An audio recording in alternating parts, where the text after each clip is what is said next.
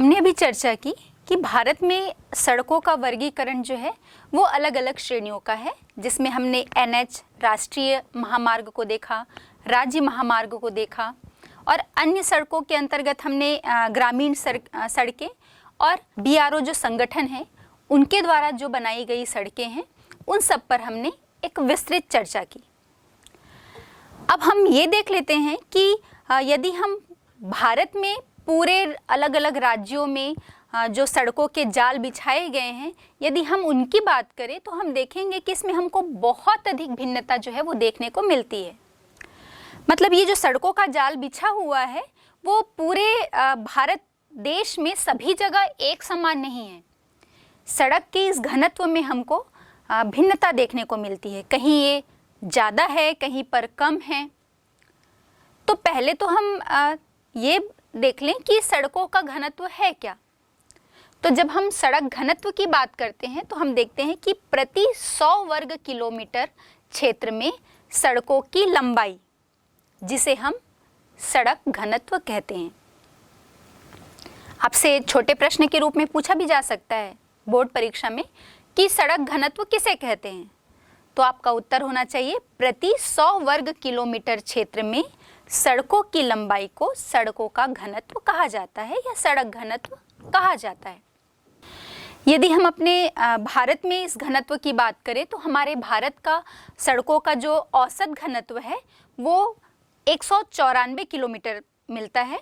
और ये तो भारत की, पूरे संपूर्ण भारत की हम बात कर रहे हैं, लेकिन इसमें भी अलग अलग राज्यों में इसमें भिन्नता देखने को मिलती है। तो ये भिन्नता क्यों है? सभी जगह राष्ट्रीय औसत के ही समान जो है वो हमें सड़कों का घनत्व क्यों नहीं मिलता? तो इसमें बहुत सारे फैक्टर जो हैं वो इसको प्रभावित करते हैं। वो कौन कौन से हैं? तो पहले तो हम देख लेते हैं कि स्थलाकृति संबंधी भिन्नता। मतलब हमें मालूम है कि पूरे भारत में हमें जो है स्थलाकृति संबंधी भिन्नता देखने को मिलती है। यदि हम उत्तर में चले जाएं तो विशाल हिमालय पर्वत का विस्तार है। यदि हम दक्षिण के तटीय क्षेत्र में आ जाएं तो तटीय क्षेत्र का विस्तार है। यदि हम पूर्व की तरफ चले जाएं, असम, मेघालय, तो ये गंगा ब्रह्मपुत्र का जो डेल्टाई क्षेत्र है, तो यहाँ पर दलदली और डेल्टाई क्षेत्र जो है वो विस्तृत हैं।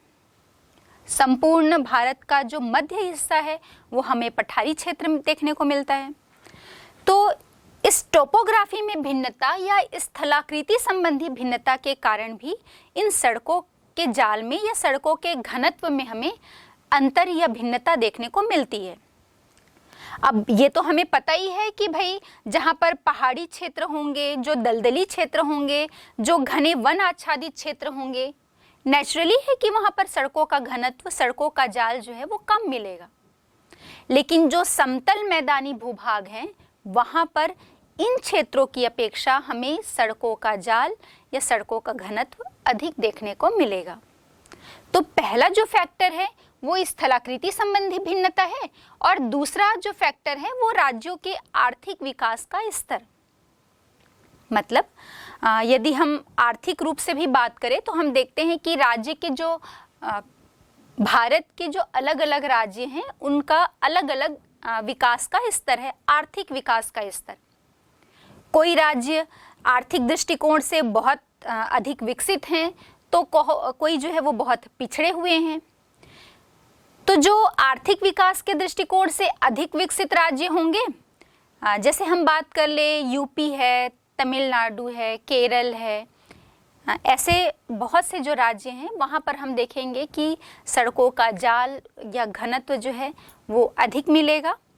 लेकिन आर्थिक दृष्टिकोण से जो पिछड़े हुए राज्य हैं वहाँ पर अपेक्षाकृत इनकी तुलना में ये घनत्व हमें कम मिलेगा।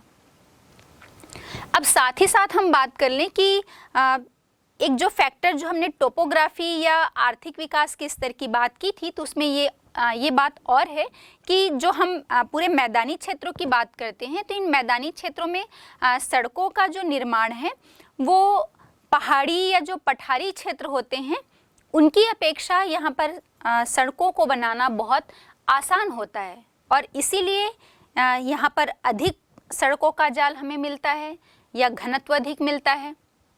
लेकिन जो पहाड़ी और पठारी क्षेत्र होते हैं तो पहाड़ों को काट कर, पठारों को काट कर वहाँ पर सड़कें बिछाना जो है वो थोड़ा सा मुश्किल या दुष्कर कार्य हो जाता है और बहुत अधिक खर्चीला भी हो जाता है, जिसके कारण वहाँ पर ये घनत्व हमें थोड़ा सा अन्य राज्यों की अपेक्षा, जो समतल मैदानी भूभाग हैं उनकी अपेक्षा यहाँ पर हमें ये घनत्व कम मिलता है। अब दूसरी चीज़ हम ये बात कर लें कि जो जितने भी मैदानी क्षेत्र हैं इनकी यदि हम बात करें तो ये मैदानी क्षेत्रों में सड़कों का घनत्व जो है वो सिर्फ कम खर्चीले या सरल कार्य होने के साथ ही साथ इसमें एक प्रभाव और हमें देखने को मिलता है कि यहाँ पर जो सड़कों की गुणवत्ता होती है, तो हम गुणवत्ता के दृष्टिकोण से भी बात करेंगे तो ये भी हमें जो है वो अधिक विकसित देखने को मिलते हैं। या हम कहें कि इन अन्य पठारी या पहाड़ी क्षेत्रों की तुलना में जो मैदानी क्षेत्र हैं वहाँ पर सड़कों की गुणवत्ता घनत्व के साथ साथ उनकी गुणवत्ता भी हमें अच्छी मिलती है। तो बच्चों, अभी हम बात कर रहे थे परिवहन पर और परिवहन में भी हमने चर्चा की सड़क परिवहन पर। अब हमने परिवहन के जो 3 वर्गीकरण या 3 विधाएं देखी थी, जिसमें मुख्य था सड़क परिवहन, फिर वायु परिवहन और जल परिवहन। तो इस स्थल परिवहन के भी हमने 3 वर्गीकरण देखे थे। पहला सड़क परिवहन था जिस पर हमने एक विस्तृत चर्चा की। हम राष्ट्रीय महामार्ग की बात कर रहे हैं और हम इसमें देखते हैं कि राष्ट्रीय महामार्ग या नेशनल हाईवे के और ज़्यादा विकास के लिए कई परियोजनाएं जो हैं वो शासन के द्वारा बनाई गई हैं। तो भारतीय राष्ट्रीय महामार्ग प्राधिकरण या हम जिसे NHAI के नाम से भी जानते हैं, इसने देश भर में विभिन्न चरणों में कई प्रमुख परियोजनाओं की जिम्मेदारी ली है, जिसमें एक महत्वपूर्ण परियोजना है स्वर्णिम चतुर्भुज। इस परियोजना के अंतर्गत 5,846 किलोमीटर 4/6 लंबी लेन वाले उच्च सघनता के यातायात गलियारे शामिल हैं, जो देश के 4 विशाल महानगरों जिसमें दिल्ली, मुंबई, चेन्नई और कोलकाता, ये चारों को जोड़ते हैं। स्वर्णिम चतुर्भुज के निर्माण के साथ भारत के इन महानगरों के बीच समय तो कम हुआ ही है और इसके साथ ही साथ दूरी और यातायात की लागत भी महत्वपूर्ण रूप से कम हो गई है।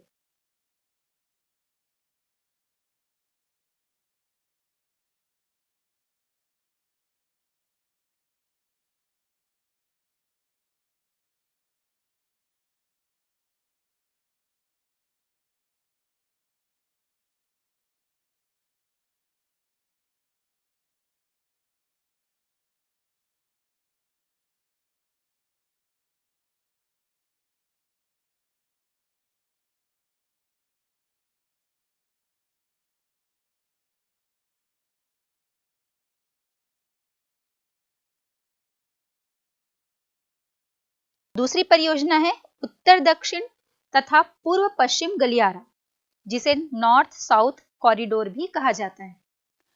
उत्तर दक्षिण गलियारे का उद्देश्य जम्मू व कश्मीर के श्रीनगर से तमिलनाडु के कन्याकुमारी, जिसमें कि कोच्चि और सेलम पर्वत स्कंध भी शामिल है, को 4,016 किलोमीटर लंबे मार्ग द्वारा जोड़ना इसका प्रमुख उद्देश्य है।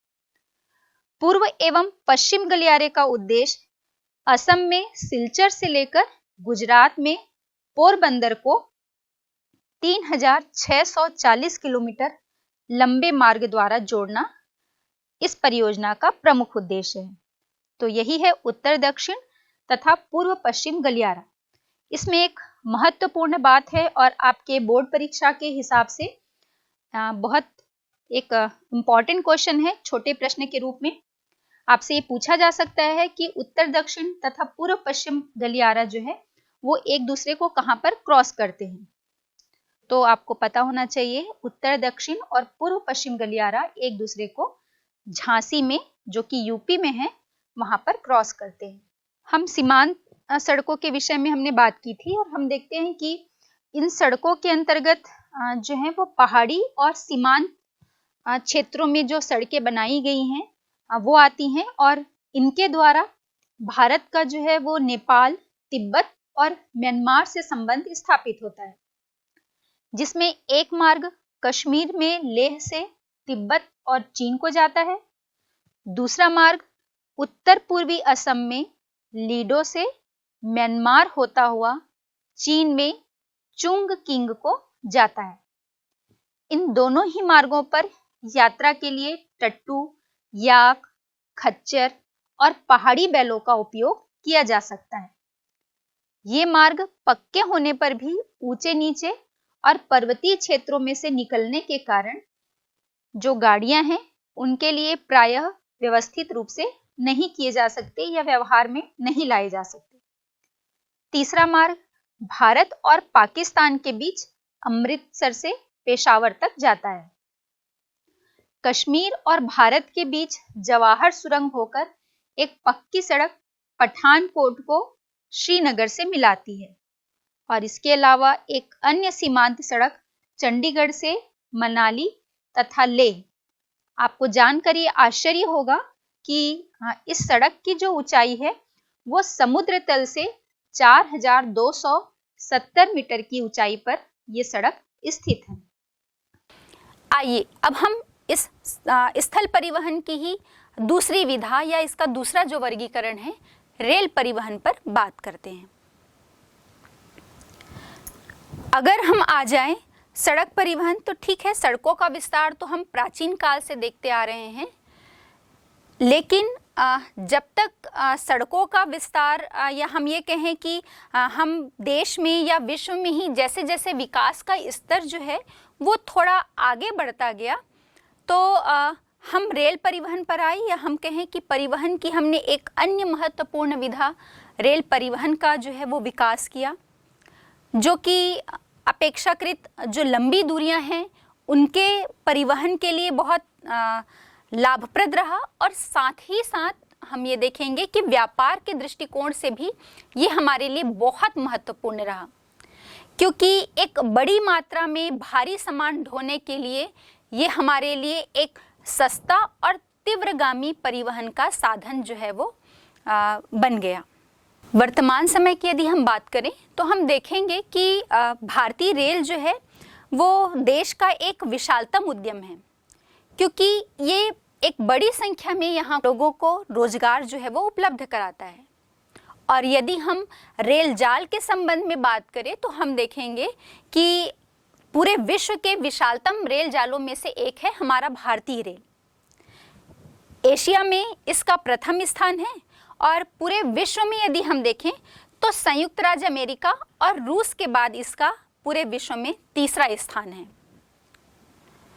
तो जब से रेल का विकास हुआ है तब से ये यात्रियों का परिवहन तो करता ही है, मतलब यात्रियों को एक स्थान से दूसरे स्थान तक ले जाने का कार्य तो करता ही है। फिर धीरे धीरे जैसे जैसे भारतीय रेल का विकास हुआ और यात्रियों के साथ साथ इसने माल की ढुलाई भी जो है वो प्रारंभ कर दी, और इसीलिए हम कह सकते हैं कि यात्री और माल ढुलाई के साथ साथ मतलब इन दोनों को सुविधा प्रदान तो करता ही है, तीव्रतम जो है वो सुविधा प्रदान कर रहा है। मतलब बहुत कम समय में ये एक स्थान से दूसरे स्थान तक इन चाहे वो यात्री हो या माल दोनों को एक स्थान से दूसरे स्थान तक बहुत शीघ्र जो है वो पहुंचाता है, सस्ता भी है और सुगम भी है।